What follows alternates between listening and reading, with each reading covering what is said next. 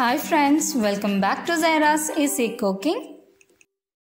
ഇന്നത്തെ റെസിപ്പി ബേക്കറിയിൽ നിന്നൊക്കെ വാങ്ങിക്കുന്ന ദിൽകുഷിൻ്റെ റെസിപ്പിയാണ്. ഇതിന് കോക്കനട്ട് ബന്നും മസാല ബന്നും എന്നൊക്കെ അറിയപ്പെടുന്നുണ്ട്.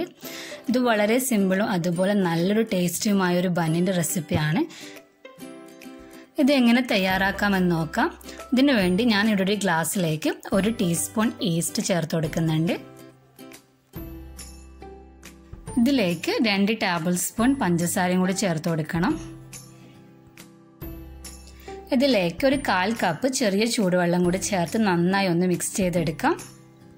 ഇത് നന്നായി മിക്സ് ചെയ്തതിന് ശേഷം ഇതൊന്ന് അടച്ചു വെച്ച് ഒരു 10 മിനിറ്റ് നമുക്കിതൊന്ന് റെസ്റ്റ് ചെയ്യാൻ വേണ്ടി വെക്കാം. അപ്പോഴേക്കും ഇത് നല്ലോണം ഒന്ന് പൊങ്ങി വന്നിട്ടുണ്ടാവും.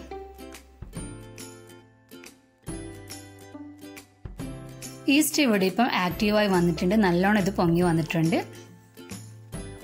ഇവിടെ ഒരു ബൗളിൽ 2 കപ്പ് മൈദ എടുത്തിട്ടുണ്ട്. 240 ml 2 കപ്പിലാണ് ഞാൻ ഇവിടെ എടുത്തത്. ഇതിലേക്ക് ഒരു 1/4 ടീസ്പൂൺ ഉപ്പും കൂടി ചേർത്ത് കൊടുക്കാം. 1 ടേബിൾ സ്പൂൺ പാൽപ്പൊടിയും കൂടി ഇതിലേക്ക് ചേർക്കുന്നുണ്ട്. ഇതിലേക്ക് പാൽപ്പൊടി ചേർക്കുമ്പോൾ നല്ലൊരു ടേസ്റ്റാണ് ഈ ബന്നിന് കിട്ടുക. ഇതൊക്കെ ഒന്ന് നന്നായി ഒന്ന് മിക്സ് ചെയ്തെടുക്കാം. ഇതിലേക്ക് തന്നെ നേരത്തെ തയ്യാറാക്കി വെച്ച ഈസ്റ്റിൻ്റെ മിക്സ് ഇതിലേക്ക് ചേർത്ത് കൊടുക്കാം.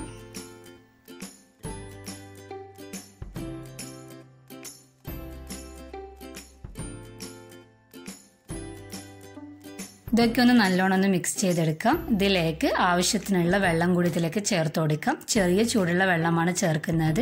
ഏകദേശം ഒരു 1/2 കപ്പോളം വെള്ളം ഇതിലേക്ക് ചേർക്കുന്നുണ്ട്. ഇതിലേക്ക് 2 ടേബിൾ സ്പൂൺ ഓയിലും കൂടി ചേർത്ത് കൊടുക്കാം. എന്നിട്ട് നല്ലോണം ഒന്ന് മിക്സ് ചെയ്തെടുക്കാം. ഇതൊക്കെ ഒന്ന് നല്ലോണം ഒന്ന് കുഴച്ചെടുക്കാം. നമുക്ക് ചപ്പാത്തിക്കൊക്കെ കുഴച്ചെടുക്കുന്ന പോലെ ഇതൊന്ന് നല്ലോണം ഒന്ന് കുഴച്ചെടുക്കാം. ഇതിവിടെ ഇപ്പോൾ റെഡി ആയിട്ടുണ്ട്. ഇതിൻ്റെ മുകളിലേക്ക് കുറച്ച് ഓയിലും കൂടി തടവി കൊടുക്കാം. ഇത് കവർ ചെയ്തിട്ട് ഒരു 2 മണിക്കൂർ നമുക്ക് റെസ്റ്റ് ചെയ്യാൻ വേണ്ടി മാറ്റിവെക്കാം. ഇതിന് വേണ്ട ഫില്ലിംഗ് തയ്യാറാക്കാൻ വേണ്ടി ഞാൻ ഇവിടെ 7 പീസ് ബ്രെഡും 1 കപ്പ് തേങ്ങയും കൂടി ഇവിടെ എടുത്തിട്ടുണ്ട്. ബ്രെഡൊക്കെ നല്ല ഒരു ഫൈൻ പൗഡർ പോലെ ഒന്ന് പൊടിച്ചെടുക്കാം മിക്സിയുടെ ജാറിൽ. ഒരു പാൻ ചൂടായാൽ ഇതിലേക്ക് 2-3 ടേബിൾ സ്പൂൺ ഗീ ചേർത്ത് കൊടുക്കാം. ഇത് ഓപ്ഷണലാണ്, നിങ്ങൾക്ക് വേണമെങ്കിൽ മാത്രം ഇങ്ങനെ ചേർത്താൽ മതി. ഇതിലേക്ക് 1 കപ്പ് തേങ്ങ ചിരകിയതും കൂടി ഇതിലേക്ക് ചേർത്ത് കൊടുത്ത് നല്ലോണം ഒന്ന് മിക്സ് ചെയ്തെടുക്കാം.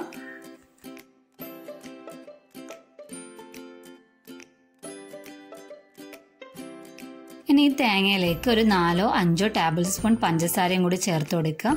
നിങ്ങൾ പഞ്ചസാരയുടെ അളവിനനുസരിച്ച് നിങ്ങൾക്ക് ഇതിലേക്ക് മധുരം ചേർത്ത് കൊടുക്കാം.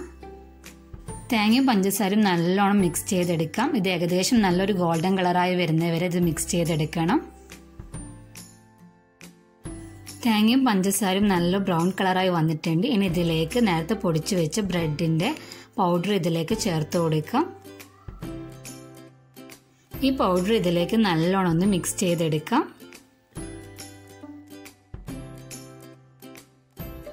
ബ്രെഡിന് പകരം നിങ്ങൾക്ക് വേണമെങ്കിൽ വാനില ഫ്ലേവറിലുള്ള കേക്ക് പൊടിച്ചിട്ട് ഇതിലേക്ക് ചേർത്ത് കൊടുക്കാം. അങ്ങനെ ചേർക്കുമ്പോൾ നല്ലൊരു ടേസ്റ്റാണ്. ഇതിലേക്ക് 1 ടേബിൾ സ്പൂൺ ഉണക്കമുന്തിരി ചെറുതായി കട്ട് ചെയ്തതും 2 നുള്ളി ഏലക്ക പൗഡറും 1.5 ടേബിൾ സ്പൂൺ പഞ്ചസാരയും കൂടി ചേർത്ത് നന്നായി മിക്സ് ചെയ്തെടുക്കാം ലോ ഫ്ലെയിമിൽ. എന്നിട്ട് ഫ്ലെയിം ഓഫ് ചെയ്യാം. ഇത് ഇവിടെ ഇപ്പം പൊങ്ങി വന്നിട്ടുണ്ട്. ഡബിൾ സൈസ് ആയിട്ടുണ്ട്. ഇത് നന്നായി ഒന്ന് കുഴച്ചെടുക്കാം. ഈ മാവൊന്ന് ഈക്വലായി കട്ട് ചെയ്തിട്ട് 2 ഉരുളകളായി നമുക്ക് എടുത്തു വെക്കാം.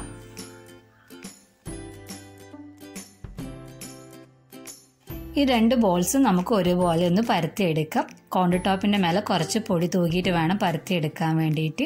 2 ഒരേ സൈസിൽ വേണം പരത്തിയെടുക്കേണ്ടത്.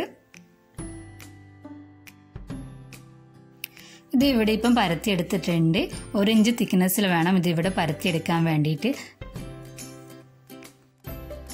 ഞാൻ ഇതൊരു ബേക്കിംഗ് ട്രേയിലേക്ക് മാറ്റിയിട്ടുണ്ട്. ഇനി ഇതിൻ്റെ മുകളിലേക്ക് നേരത്തെ തയ്യാറാക്കി വെച്ച ഫില്ലിങ്സ് നമുക്ക് ഇതിലേക്ക് ചേർത്ത് കൊടുക്കാം. ഈ തേങ്ങേൻ്റെ ഫില്ലിങ്ങിലേക്ക് ഞാൻ ഒരു 1/4 കപ്പ് പാലും കൂടി ചേർത്ത് ഒന്ന് കുഴച്ചിട്ടാണ് ഇതിലേക്ക് വെച്ച് കൊടുക്കുന്നത്. ഈ മാവിൻ്റെ സൈഡിലൊന്നും ആകാത്ത രീതിയിൽ വേണം ഫില്ലിങ് വെച്ച് കൊടുക്കാൻ വേണ്ടിയിട്ട്. കുറച്ചധികം ഫില്ലിങ് ഇതിലേക്ക് വെച്ച് കൊടുക്കണം. പരുത്തി വെച്ച ബാക്കി മാവ് ഇതിൻ്റെ മുകളിൽ വെച്ച് കൊടുക്കുക. ഫില്ലിങ്ങിൻ്റെ മുകളിൽ നല്ലോണം കവർ ചെയ്തിട്ട് വെച്ച് കൊടുക്കാം.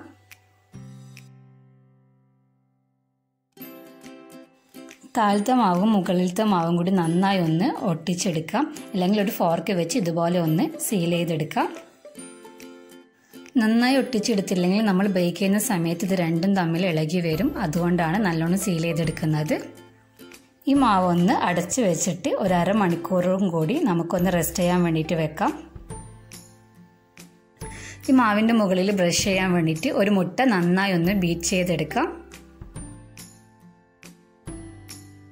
ഇത് ഇവിടെ ഇപ്പം അരമണിക്കൂർ കഴിഞ്ഞൊന്ന് നന്നായി ഒന്ന് പൊങ്ങി വന്നിട്ടുണ്ട്. ഇതിലേക്ക് നമുക്ക് ബീറ്റ് ചെയ്ത് വെച്ച എഗ്ഗിൻ്റെ മിക്സ് ഇതിലേക്ക് ഒന്ന് ബ്രഷ് ചെയ്ത് കൊടുക്കാം. ഈ ബന്ന് ബേക്ക് ചെയ്യുന്നത് നോൺ സ്റ്റിക്കിൻ്റെ ഒരു പാത്രത്തിലാണ്. ഇതിൻ്റെ ഉള്ളിൽ ഒരു റിങ്ങും കൂടി വെച്ച് ഒരു മീഡിയം ഫ്ലെയിമിൽ ഒരു 5 മിനിറ്റ് ഇതൊന്ന് പ്രീഹീറ്റ് ചെയ്തെടുക്കാം. ഇതിലേക്ക് മസാല ബന്ന് വെച്ച് കൊടുത്തിട്ടുണ്ട്. ഇനി ഇത് നമുക്ക് അടച്ച് വെച്ചിട്ട് ലോ ഫ്ലെയിമിൽ ഒരു 50 മുതൽ 55 മിനിറ്റ് വരെ ഇതൊന്ന് ബേക്ക് ചെയ്തെടുക്കണം.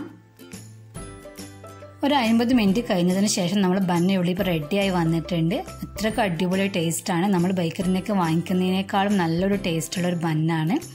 എല്ലാവരും ഒരിക്കലെങ്കിലും ഇതുപോലെ ഒന്ന് ട്രൈ ചെയ്ത് നോക്കണം. എൻ്റെ ഈ ചാനൽ ഇഷ്ടമായാൽ please like, share and subscribe.